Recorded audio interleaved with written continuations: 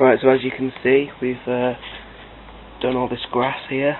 It goes all the way around to here, and then these fences have been put on, which we're going to get a few more of to go all the way around this bit. These ones haven't been glued down yet because I ran out of glue, so I'll get some more of that soon.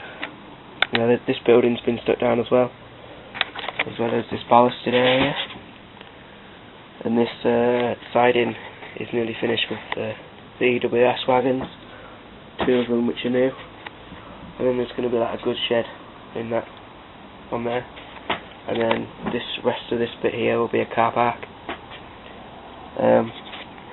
Another addition is this train. It's really old. I got it from a second-hand shop. It only cost me 15 quid, and it runs quite well. We've had to take the wire off the plastic power cable, like pylons, because it kept falling off, and we had to put it back on this wooden bypass thing. What else is new?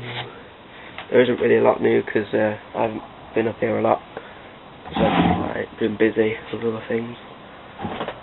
Over here the station's been made it bigger again with 2 more additional platform pieces being put on, and then that's really it, to be honest.